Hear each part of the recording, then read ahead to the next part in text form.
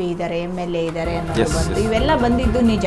ನೋಡಿ, ಇಲ್ಲಿ ನಿರ್ಣಾಯಕ ಪಾತ್ರ ಎರಡು ರೀತಿಯಲ್ಲಿ ಇಲ್ಲಿ ನಾವು ನೋಡೋಣ. ಒಂದು, ನಾನು ಹೇಳಿದಾಗೆ ಅಲ್ಪಸಂಖ್ಯಾತರ ಮತಗಳ ಗೊಂದಲ ಒಂದು ಕಡೆ ಡಿವೈಡ್ ಆದರೆ, ಈ ಜಂಪಿಂಗ್ ವೋಟ್ಸ್ ಅನ್ನೋದು ನಿರ್ಣಾಯಕ ಪಾತ್ರ ವಹಿಸುತ್ತೆ.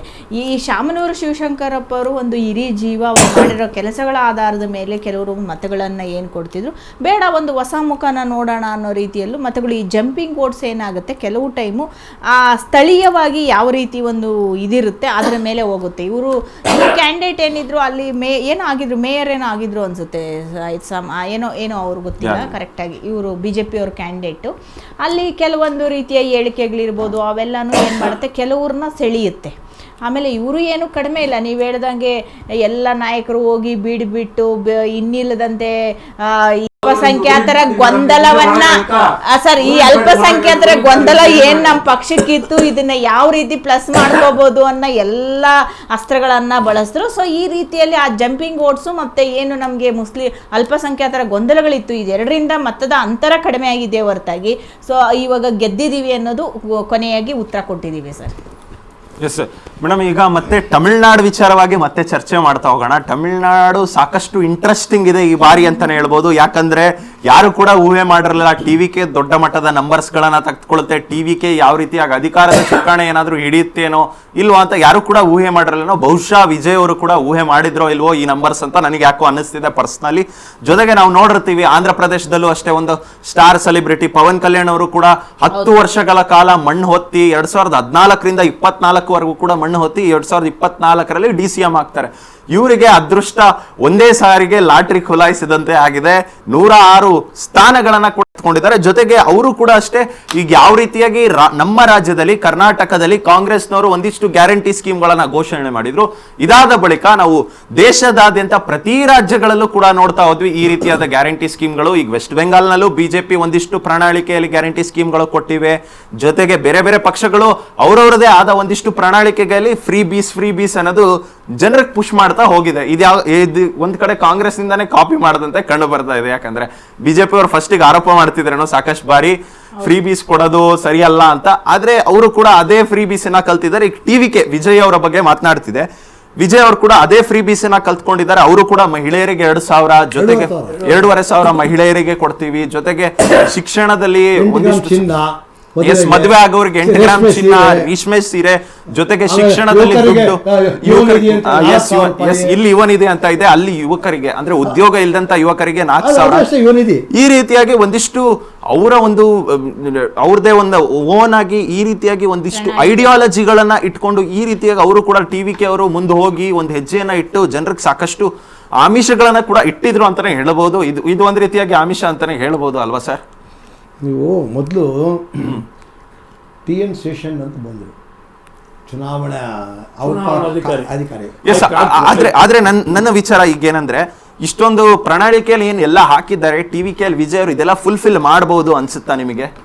ಯಾಕಂದ್ರೆ ಇಲ್ಲಿ ಕಾಂಗ್ರೆಸ್ ಸರ್ ಇಲ್ಲಿ ಕಾಂಗ್ರೆಸ್ ನಮ್ಮ ರಾಜ್ಯದಲ್ಲಿ ಗ್ಯಾರಂಟಿ ಸ್ಕೀಮ್ಗಳನ್ನ ಫುಲ್ಫಿಲ್ ಮಾಡೋದಕ್ಕೂ ಕಾಂಗ್ರೆಸ್ಗೂ ಕೂಡ ಕಷ್ಟ ಆಗ್ತಿದೆ ಅಂತ ನಾವು ಸಾಕಷ್ಟು ಬಾರಿ ಗಮನಿಸಿರ್ತೀವಿ. ಎಸ್ ಈ ರೀತಿಯಾಗಿ ಕೊಟ್ಟಿದ್ದೀರಾ ಸರ್ ಹೆಣ್ಮಕ್ಳಿಗೆ? ಡೆಲ್ಲಿಯಲ್ಲಿ ಕೊಟ್ಟೇ ಇಲ್ವಂತೆ ಮತ್ತೆ. ಎಸ್ ಮೇಡಮ್, ಈಗ TMC ಇಲ್ಲಿ ಈಗ ತಮಿಳ್ನಾಡಲ್ಲಿ TMC ಇದು ಫುಲ್ಫಿಲ್ ಮಾಡೋದಕ್ಕೆ ಆಗುತ್ತಾ ಇಲ್ಲ? TVK ಇಲ್ಲಿ ಫುಲ್ಫಿಲ್ ಮಾಡೋದಕ್ಕೆ ಆಗುತ್ತಾ ಅನ್ಸುತ್ತೆ ಸರ್ ನಿಮಗೆ?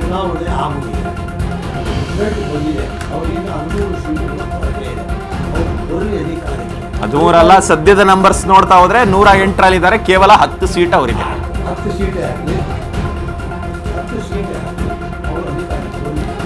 ವಹಿಸ್ಕೊಳ್ಳಿ. ಅವ್ರಿಗೂ ಯಾರಾದ್ರೂ ಒಂದು ಅಡ್ವೈಸರ್ಸ್ ಇರ್ತಾರೆ, ಕೊಟ್ಟರೆ ಭರವಸೆಗಳು ಕೊಟ್ಟರೆ ಭರವಸೆಗಳನ್ನ ಈಡೇರಿಸಿಕೊಳ್ಳದೆ ಜಾಸ್ತಿ ಆಗಿದೆ 72 ಆಗಿದೆ DMK. ಏನೇ ಆದ್ರೂ ಕೂಡ 118 ನಂಬರ್ಗಳನ್ನ ಯಾರು ಅವರು ಭರವಸೆಗಳನ್ನ ಒಳ್ಳೆ ಅಡ್ವೈಸರ್ಸ್ ಬರ್ತಾರೆ. ಆರ್ಥಿಕ ಪರಿಸ್ಥಿತಿಯನ್ನು ನೋಡಿಕೊಂಡು ಏನೇನು ಮಾಡ್ತಾರೋ ಗೊತ್ತಿಲ್ಲ. ಒಂದು ವೇಳೆ ಸಾಲ ಮಾಡಿ ಆದರೂ ಕೊಟ್ಟಂತ ಆಶ್ವಾಸನೆಯನ್ನ ಈಡೇರಿಸದೆ ಹೋದರೆ ಕೊಟ್ಟ ಮಾತಿಗೆ ತಪ್ಪಿದಂತಾಗ್ತದೆ. ಅದಕ್ಕೆ TVKಯ ವಿಜಯನವರು ಸಿದ್ಧವಾಗಿದ್ದಾರೆ. ಯಾಕೆ ಅಂದರೆ ಅವರು ಯಾವುದೇ ಪಕ್ಷದ ಜೊತೆಯಲ್ಲಿ ಮೈತ್ರಿ ಮಾಡಿಕೊಂಡಿಲ್ಲ, ಸಮ್ಮಿಶ್ರ ಸರ್ಕಾರವಂತೂ ಅಲ್ಲ. ಅವರ ವೈಯಕ್ತಿಕ ವರ್ಚಸ್ಸಿನ ಮೇಲೆ ಅಧಿಕಾರಕ್ಕೆ ಇಲ್ಲಿವರೆಗೂ ಬಂದಿದ್ದಾರೆ. ಆದರೆ ಬಹುಮತ ಸಾಧನೆ ಮಾಡಲಿಕ್ಕೋಸ್ಕರ ಈಗ ಕೆಲವು ಅವರಿಗೆ ಸೀಟ್ಗಳ ಅಗತ್ಯ ಇದ್ದೇ ಇದೆ. ಹಾಗಾಗಿ ಮುಂದೆ ಏನು ಮಾಡ್ತಾರೆ, ಅವರ ನಿಲುವೇನಿದೆ, ಅವರ ನೀತಿ ಏನಿದೆ ನಮಗೂ ಇನ್ನೂ ಸ್ಪಷ್ಟವಾಗಿ ಗೊತ್ತಿಲ್ಲ ಸರ್. ಯಾಕೆ ಅಂತಂದರೆ ಆರ್ಥಿಕ ಪರಿಸ್ಥಿತಿ ಕೆಟ್ಟರೆ ತಾನೇ ಆರೋಗ್ಯ ಕೆಡುತ್ತೆ. ಅಂದರೆ ರಾಜ್ಯದ ಆರ್ಥಿಕ ಪರಿಸ್ಥಿತಿ ಕೆಟ್ಟರೂ ಕೂಡ ಅಭಿವೃದ್ಧಿಯ ಪಥವೂ ಕೆಡುತ್ತದೆ. ಜನಗಳ ಮುಂದಿನ ಏನು ತೀರ್ಮಾನ ಮಾಡಬೇಕು ಅವರು. ನಿಮ್ಮ ಬಿಜೆಪಿ ಕೂಡ ನಿಮಗೊಂದು ಖುಷಿಯ ಸುದ್ದಿಯನ್ನ ಹೇಳ್ತೀನಿ. ತಮಿಳುನಾಡಿನಲ್ಲಿ ನಿಮ್ಮ ಬಿಜೆಪಿ 3 ಸ್ಥಾನಗಳಲ್ಲಿ ಮುನ್ನಡೆಯಲ್ಲಿದೆ. ಇಲ್ಲಿವರೆಗೂ ಕೂಡ ಖಾತೆ ತೆರೆದಿಲ್ಲ ಅಂತ ಹೇಳಿದೆ. 3 ಸ್ಥಾನಗಳಲ್ಲಿ ಮುನ್ನಡೆಯಲ್ಲಿದೆ.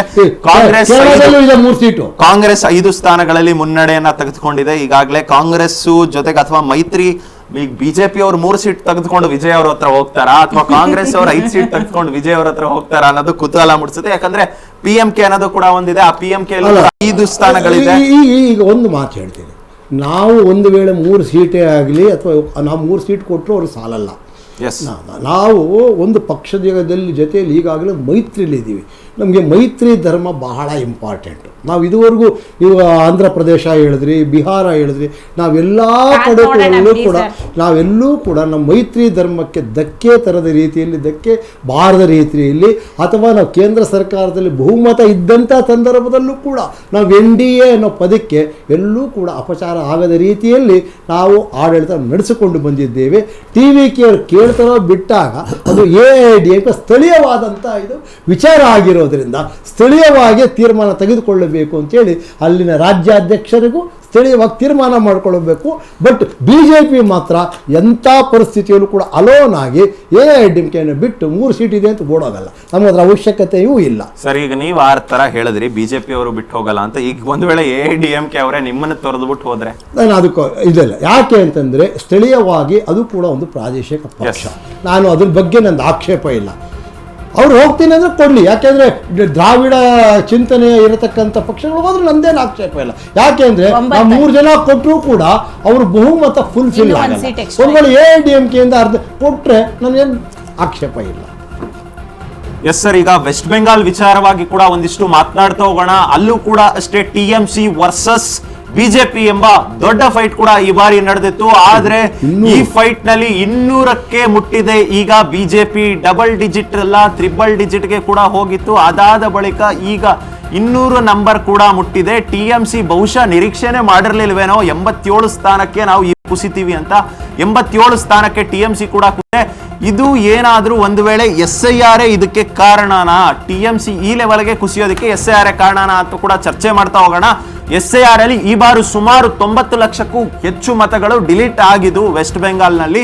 ಇದೇ ಏನಾದ್ರೂ ಕಾರಣವಾಯ್ತಾ TMCಗೆ ಹಿನ್ನಡೆ ಆಗೋದಕ್ಕೆ ಅಂತ ಕೂಡ ಚರ್ಚೆ ಮಾಡ್ತಾ ಹೋಗೋಣ. ಎಸ್ ಮೇಡಮ್, ನೀವೇನು ಹೇಳ್ತೀರಾ? ಈ ವೆಸ್ಟ್ ಬೆಂಗಾಲ್ ಚುನಾವಣೆ ಇನ್ನೂ ಕೂಡ ರಿಸಲ್ಟೇ ಬಂದಿಲ್ಲ. ಅದರ ಮುಂಚಿತವಾಗಿ ರಾಹುಲ್ ಗಾಂಧಿ ಅವರು ಒಂದು ಸ್ಟೇಟ್ಮೆಂಟ್ ಅನ್ನ ಕೊಡ್ತಾರೆ. ಇಲ್ಲಿ ಮಮತಾ ಅವರ ಒಂದು ನಡವಳಿಕೆಗಳಿಂದಾನೇ ಈ ರೀತಿಯಾಗಿ BJP ಮುನ್ನಡೆ ಬರೋದಕ್ಕೆ ಸಾಧ್ಯ ಅಂತ ಒಂದು ಸ್ಟೇಟ್ಮೆಂಟ್ ಅನ್ನ ಕೊಡ್ತಾರೆ. ಎಸ್ ಸರ್, ಅದೇ ತರದಲ್ಲವಾ ಸ್ಟೇಟ್ಮೆಂಟ್ ಕೊಡ್ತಾರೆ ರಾಹುಲ್ ಗಾಂಧಿ ಅವರು. ಇದಕ್ಕೆ ಏನಂತ ಡಿಫೆಂಡ್ ಮಾಡ್ಕೊಳ್ತೀರಾ ಮೇಡಮ್? ಈಗ ಚುನಾವಣೆ ಇನ್ನೂ ರಿಸಲ್ಟೇ ಬಂದಿಲ್ಲ, ಅವಾಗ ಒಂದು ರೀತಿ ಈ ಮಟ್ಟದ BJP ಬರ್ಲಿಕ್ಕೆ ಮಮತಾ ಬ್ಯಾನರ್ಜಿ ಕೆಟ್ಟ ಆಡಳಿತವೂ ಪೂರ್ಣ ನೆನೆಸ್ಕೊಳ್ಬೇಕು. ಒಂದು ರೀತಿಯಲ್ಲಿ ಅವರು ಒಂದು ರೀತಿ ಇನ್ನ ರಿಸಲ್ಟೇ ಬಂದಿಲ್ಲ, ಅವಾಗ BJP ಬರುತ್ತೆ ಅನ್ನೋ ನಿಟ್ಟಿನಲ್ಲಿ ಮಾತಾಡಿದ್ದಾರೆ ಅನ್ನೋ ನನ್ನ ಮಾತಿನ ಅರ್ಥ. ರಾಹುಲ್ ಗಾಂಧಿ ಆ ರೀತಿ ಎಲ್ಲ ಹೇಳಿದ್ದು SIR ಪರಿಣಾಮ ಇದೆ ಅಂತ ಹೇಳಲ್ಲ. ಏನು 91,000 ಮತಗಳು SIR 91 ಲಕ್ಷ ಏನಾಯ್ತು ಅದ್ರಲ್ಲಿ ನೋಡಿ 34 ಲಕ್ಷ ಜನ ಬದುಕಿದೀವಿ ಅಂತ ಕೋರ್ಟ್ಗೆ ಹೋಗ್ತಾರೆ. ಆದ್ರೆ ಕೋರ್ಟ್ ಹೇಳುತ್ತೆ ನೆಕ್ಸ್ಟ್ ಟೈಮ್ ವೋಟ್ ಹಾಕಿ ಅಂತ. ಒಂದು ಮತನೂ ಸಹ ಒಂದು ನಿರ್ಣಾಯಕ ಇದ್ದಾಗ ಈ ರೀತಿಯ ಒಂದು ಇದು ಮಾಡಿದ್ದು ತಪ್ಪು ಅಂತಾನೆ ನನ್ಗನ್ಸುತ್ತೆ. ಅದು ಅಲ್ಲದೆ ದೀದಿ ಮೇಲೆ ಇವತ್ತಲ್ಲ ನಿರಂತರವಾಗಿ BJP ಅವರು ಒತ್ತಡಗಳು, ಅವ್ರು ಏನೇನು ಸ್ಟ್ರಾಟಜಿಗಳು ಮಾಡಿದ್ರು. ಈ ಮೊದಲು ಸಹ ನರೇಂದ್ರ ಮೋದಿ ಅವರು ಪಶ್ಚಿಮ ಬಂಗಾಳಕ್ಕೆ ಹೋದಾಗ ರವೀಂದ್ರನಾಥ ಟಾಗೂರ್ ರೀತಿ ವೇಷ ಮಾಡಿ ಫೋಟೋಶೂಟ್ ಮಾಡಿದ್ದಿರ್ಬೋದು, ಒಂದೇ ಮಾತರಮ್ಮನ್ನ ಮುಂದೆ ತಂದು ಇನ್ನಿಲ್ಲದಂತೆ ರಾಜಕೀಯ ಅಸ್ತ್ರವನ್ನ ಬಳಸಿದ್ದಿರ್ಬೋದು. ಅಭಿವೃದ್ಧಿ ಪರವಾಗಿ ಯಾವತ್ತೂ ಯಾವ ಭಾಷಣಗಳಲ್ಲೂ ಹೇಳಿಲ್ಲ. ಆಮೇಲೆ ಒಳನುಸುಳುಕೋರರ ಬಗ್ಗೆ ಮುಂದೆ ತಂದು ಗೃಹ ಸಚಿವರು ಇರ್ಬೋದು, ಪ್ರಧಾನಮಂತ್ರಿಗಳಿರ್ಬೋದು, ಒಳನುಸುಳುಕೋರರು ನಾವು ಬರಕ್ ಬಿಡಲ್ಲ, ನಾವು ಹಿಂಗ್ ಮಾಡ್ತೀವಿ ಹಂಗ್ ಮಾಡಿ ಅಂದ್ರೆ ಇವ್ರು ನಮ್ಮ ದೇಶದ ಪ್ರಧಾನಿಗಳು ಅಲ್ವಾ ಗೊತ್ತಿಲ್ಲ ಸರ್, ಅದು ನಾನು ಪ್ರಶ್ನೆ ಮಾಡಕ್ ಹೋಗಲ್ಲ. ಆದರೆ ಸರ್ ಒಂದ್ ನಿಮಿಷ, ಬಾರ್ಡರ್ ಇವ್ರ ಕಂಟ್ರೋಲ್ ಅಲ್ಲೇ ಇರುತ್ತೆ. ಗೃಹ ಸಚಿವರೇ ಆ ಬಾರ್ಡರ್ನ ಕಂಟ್ರೋಲ್ ಮಾಡ್ತಾರೆ. ಅದೇ ಬಾರ್ಡರ್ ಹೋಗಿ ಹೇಳ್ತಾರೆ ನಾವು ಒಳ್ಳೆ ನುಸುಕೋರ ಮುಂದೆ ಬರಕ್ ಬಿಡಲ್ಲ ಅಂತ. ಅದು ಯಾವ ಈ ರೀತಿಯಲ್ಲಿ ಹೇಳ್ತಾರೋ ನಮ್ಗೆ ಅರ್ಥ ಆಗಲ್ಲ. ಸೊ ಇದಲ್ದೇನೆ ನೋಡಿ, ಪಶ್ಚಿಮ ಬಂಗಾಳಕ್ಕೆ ಬಂದಾಗ ದೀದಿ ಅವರು ಸುಪ್ರೀಂ ಕೋರ್ಟ್ವರೆಗೂ ಹೋಗಿ ಹೋರಾಟ ಮಾಡ್ತಾರೆ. IT, ED, ಎಲೆಕ್ಷನ್ ಕಮಿಷನ್ನು, ಆಮೇಲೆ SIRನ ಎಷ್ಟು ತೀವ್ರತರನಾಗಿ ಮಾಡ್ತಾರಂದ್ರೆ ಅಲ್ಲಿನ ಅಧಿಕಾರಿಗಳೇ ಒಂದು 5-6 ಜನ ಸಾಯೋ ಮಟ್ಟಕ್ಕೆ ತಲುಪುವಷ್ಟು ಇದಾಗ್ತಾರೆ. ಗೃಹ ಸಚಿವರೇ ಹೋಗಿ 10-15 ದಿವಸ ಅಲ್ಲಿ ಇರ್ತಾರೆ. ಮೋದಿಗಳು ಸಾಕಷ್ಟು ರೋಡ್ ಶೋಗಳನ್ನ ಮಾಡ್ತಾರೆ. ಅಂದರೆ ಈ ಮೊದಲು 21ರಲ್ಲಿ ಸಾಕಷ್ಟು ಪ್ರಯತ್ನ ಪಟ್ಟು ಅವತ್ತಿನ ದಿವಸ ನಾನು ಹೇಳಿದ್ನಲ್ಲ, ರವೀಂದ್ರನಾಥ ಟಾಗೋರ್ ರೀತಿ ಒಂದು ಶಾಲ್ ಹಾಕ್ಕೊಂಡು ಒಂದು ಫೈಲ್ ಹಿಡ್ಕೊಂಡು ಫೋಟೋ ಶೂಟ್ ಮಾಡಿ ನಮಗೆ ನಗು ಬರ್ತಿತ್ತು, ಯಾಕೆ ಪ್ರಧಾನಿಗಳು ಈ ರೀತಿ ಅಂತ. ತದನಂತರ ಗೊತ್ತಾಯಿತು ಪ್ರಧಾನಿಯವರು ಇದೆಲ್ಲ ಎಲೆಕ್ಷನ್ ಸ್ಟ್ರಾಟಜಿಗಳು, ಇವರು ಅಭಿವೃದ್ಧಿ ದೇಶದಲ್ಲಿ ಮಾಡಿ ನಾವು ಈ ರೀತಿ ಅಭಿವೃದ್ಧಿ ಮಾಡ್ತೀವಿ, ನಿಮ್ಗೆ ಈ ರೀತಿ ಮಾಡ್ತೀವಿ ಅಥವಾ ನಾವು ಹಿಂಗೆ ಮಾಡಿದ್ದೀವಿ ಅಂತ ಯಾವತ್ತೂ ಓಟ್ ಕೇಳಲ್ಲ. ಬರೀ ಅಲ್ಲಿ ಸ್ಥಳೀಯವಾಗಿ ಯಾವ ಒಂದು ಇರುತ್ತೆ ಅದನ್ನು ಯೂಸ್ ಮಾಡಿಕೊಂಡು ಮಾಡೋ ಒಂದು ನಿಟ್ಟಿನಲ್ಲಿ ಮಾಡಿದ್ರು. ದೀದಿಯವ್ರಿಗೂ ಸಹ ಸಾಕಷ್ಟು ತೊಂದರೆ ಮಾಡಿದ್ದಾರೆ. ಹೌದು, ರಾಹುಲ್ ಗಾಂಧಿ ಅವರು ಹೇಳಿದ್ರು ಇನ್ನೂ ಅಭಿವೃದ್ಧಿ ಆಗಬೇಕಿತ್ತು ಬಾಂಗ್ಲಾದೇಶ ಪಶ್ಚಿಮ ಬಂಗಾಳ.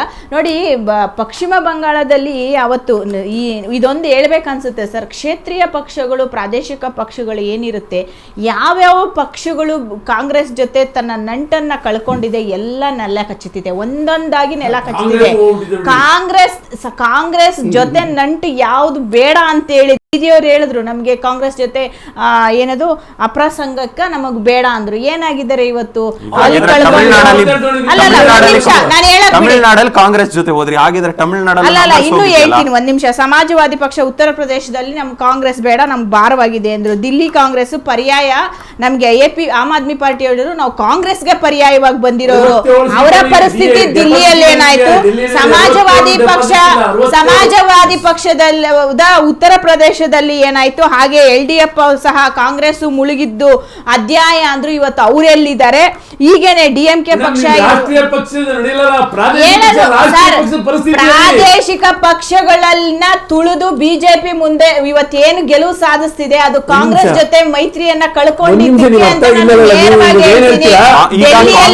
ಮೈತ್ರಿ ಇದೆ. ತಮಿಳುನಾಡಲ್ಲಿ ಯಾಕೆ ಗೆಲ್ಲಿಲ್ಲ ಮೇಡಮ್? ಜೊತೆಗೆ ಅಸ್ಸಾಂನಲ್ಲೂ ಕೂಡ ಮೈತ್ರಿ ಇದೆ ಒಂದಿಷ್ಟು. ನೋಡಿ ಸರ್, ನಾವು ಗೆಲ್ಲಲಿಲ್ಲ, ಆದ್ರೆ ಇವರು ಸಹ ಅಲ್ಲಿ ಗೆಲ್ಲಲಿಕ್ಕೆ ಆಗ್ಲಿಲ್ಲ. ನಮ್ಮ ಮೈತ್ರಿ ಇರೋ, ನಾನು ಹೇಳಿದ್ನಲ್ಲ, ವಿಜಯ್ ಅವರು ನಮ್ಮ ಜೊತೆನೆ ಬರಬೇಕು ಅಂತ ಅವ್ರ ಅಭಿಲಾಷೆ. ಎಸ್, ಕಾಂಗ್ರೆಸ್ ಕೇರಳದಲ್ಲಿ ಒಂದಿಷ್ಟು ಬ್ರೇಕಿಂಗ್ ಬರ್ತಾ ಇದೆ. ಕೇರಳದಲ್ಲಿ ಕೂಡ ಕಾಂಗ್ರೆಸ್ ಒಂದು ದೊಡ್ಡ ಮಟ್ಟದ ಭರ್ಜರಿಯ ಗೆಲುವನ್ನ ಕೂಡ ಸಾಧಿಸುವ ಹಂತದಲ್ಲೂ ಕೂಡ ಇದೆ. ಇದಕ್ಕೆಲ್ಲ ಸಚಿವ ಜಮೀರ್ ಅಹಮದ್ ಏನಾದ್ರೂ ಕಾರಣವಾದ್ರ ಇಲ್ಲಿ ನಮ್ಮ ರಾಜ್ಯದಲ್ಲಿ ಇರತಕ್ಕಂಥ ದಾವಣಗೆರೆ ದಕ್ಷಿಣ ಕ್ಷೇತ್ರವನ್ನ ಹೊರತುಪಡಿಸಿ ಕೇರಳದಲ್ಲಿ ಹೋಗಿ ದೊಡ್ಡ ಮಟ್ಟದ ಪ್ರಚಾರವನ್ನ ನಡೆಸಿದ್ರು. ಹೈಕಮಾಂಡ್ ನನಗೆ ಹೇಳಿದೆ, ಆ ನಿಟ್ಟಿನಲ್ಲಿ ಹೋಗಿ ಪ್ರಚಾರವನ್ನ ನಡೆಸ್ತೀನಿ ಅಂತ ಕೂಡ ಜಮೀರ್ ಅವರು ಹೇಳಿದ್ರು. ಹೋಗಿ ಅಲ್ಲಿ ಒಂದಿಷ್ಟು ಪ್ರಚಾರವನ್ನು ಕೂಡ ನಡೆಸಿದ್ರು.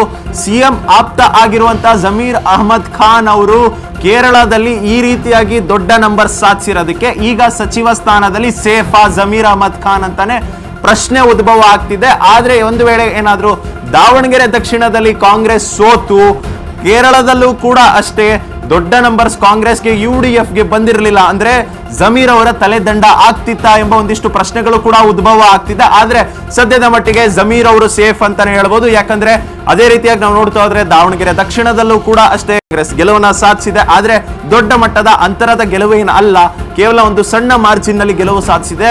ಆದ್ರೆ ಇದ್ರ ಬಗ್ಗೆ ಹೈಕಮಾಂಡ್ ಯಾವ ರೀತಿಯಾಗಿ ಮುಂದಿನ ನಡೆ ತೆಗೆದುಕೊಳ್ಳುತ್ತೆ ಅಂತ ಕೂಡ ಕಾದ್ ನೋಡ್ಬೇಕಾಗಿರುತ್ತೆ. ಜೊತೆಗೆ ಕೇರಳದಲ್ಲೂ ಕೂಡ ಅಷ್ಟೇ ಸೇಮ್ ಆಸ್ UDF ದೊಡ್ಡ ಮಟ್ಟದ ಭರ್ಜರಿಯ ಗೆಲುವನ್ನ ಕೂಡ ಸಾಧಿಸಿದೆ. ಕಾಂಗ್ರೆಸ್ ಅಲ್ಲಿ ಹೋಗಿ ಜಮೀರ್ ಅಹಮದ್ ಖಾನ್ ಅವರು ಒಂದಿಷ್ಟು ಪ್ರಚಾರಗಳನ್ನ ನಡೆಸಿದ್ರು, ರೋಡ್ ಶೋಗಳನ್ನ ನಡೆಸಿದ್ರು, ಸಾಕಷ್ಟು ದಿನಗಳ ಕಾಲ ಕೇರಳದಲ್ಲೇ ಉಳಿದಿದ್ರು. ಇದನ್ನೆಲ್ಲ ಇಟ್ಕೊಂಡು ಜಮೀರ್ ಅಹಮದ್ ಖಾನ್ ನಾನು ಪಕ್ಷಕ್ಕೋಸ್ಕರ ಸಾಕಷ್ಟು ಮಾಡಿದ್ದೀನಿ ಅಂತ ಕ್ಲೈಮ್ ಮಾಡ್ಕೊಳ್ಬಹುದು. ಒಂದ್ ವೇಳೆ ಅವರ ತಲೆದಂಡ ಮಾಡೋದಕ್ಕೆ ಹೋದ್ರೆ ಅಥವಾ ಅಲ್ಟಿಮೇಟ್ಲಿ ಈಗ ಕ್ಯಾಬಿನೆಟ್ ರೀಶಫಲ್ ಎಂಬ ಮಾತುಗಳು ಕೂಡ ಕೇಳಿ ಬರ್ತಾ ಇದೆ. ಕ್ಯಾಬಿನೆಟ್ ರೀಶಫಲ್ ಮಾಡುವಂತ ಸಂದರ್ಭದಲ್ಲಿ ಜಮೀರ್ ಅಹಮದ್ ಖಾನ್ಗೆ ಒಂದು ವೇಳೆ ಅವಾಗೂ ಕೂಡ ನಾರ್ಮಲ್ ಆಗಿ ಕ್ಯಾಬಿನೆಟ್ ರೀಶಫಲ್ ಮಾಡುವಂತ ಸಂದರ್ಭದಲ್ಲಿ ತಲೆದಂಡ ಮಾಡಕ್ ಹೋದ್ರೆ ಅವಾಗೂ ಕೂಡ ಕ್ಲೈಮ್ ಮಾಡ್ಕೊಳ್ಬಹುದು, ಹೋಗಿ ನಾನು ಕೇರಳದಲ್ಲಿ ಪ್ರಚಾರ ಮಾಡಿದೆ, ಕೇರಳದಲ್ಲಿ ಅಧಿಕಾರ ಬಂದಿದೆ, ಜೊತೆಗೆ ದಾವಣಗೆರೆ ಕೊಟ್ಟಿದ್ರಿ, ದಾವಣಗೆರೆಯಲ್ಲೂ ಕೂಡ ನಾವು ಗೆಲುವನ್ನ ಸಾಧಿಸಿದೀವಿ ಅಂತ ಏನಾದ್ರೂ ಅವ್ರು ಕ್ಲೈಮ್ ಮಾಡ್ಕೊಳ್ಬಹುದು ಏನೋ. ಇದ್ರ ಬಗ್ಗೆ ಏನ್ ಅನ್ಸುತ್ತೆ ಮೇಡಮ್ ನಿಮಗೆ? ಸರ್, ಅದೇ ಈ ನಾಯಕತ್ವದ ಗೊಂದಲಗಳು ಬಂದಾಗ ಒಂದಷ್ಟು ಬಂತು, ಬಣವ ಅಂತ ಈ ಬಣ ಆ ಬಣ ಅಂತ ಮಾಡಿದ್ರು. ಆಮೇಲೆ ಸದ್ಯದ ಮಟ್ಟಿಗೆ ಕಾಂಗ್ರೆಸ್ ನಲ್ಲಿ ಜಮೀರ್ ಅವರು ಸೇಫ್, ಇನ್ನು ಹಾಗೆ ಸಚಿವ ಸ್ಥಾನದಲ್ಲಿ ಇರ್ತಾರೆ. ಹೇಳಿದೆ ಈಗ್ಲೇನೆ ಈ ರಿಸಲ್ಟ್ ಬರೋಕ್ಕೂ ಮೊದಲೇ ಗೊಂದಲಗಳು ನಿವಾರಣೆ ಆಗಿತ್ತು ಅಂತ ಹೇಳಿದ್ದೆ. ಗೊಂದಲಗಳು ಇದ್ದಿದ್ದು ನಿಜ, ಆದ್ರೆ ನಿವಾರಣೆ ಆಗಿರೋದು ನಿಜನೇ. ನಾನು ಅದೇ ಹೇಳಿದ್ದೀನಿ, ಮುಸ್ಲಿಂ ನಾಯಕತ್ವದಲ್ಲಿ ಕೆಲವು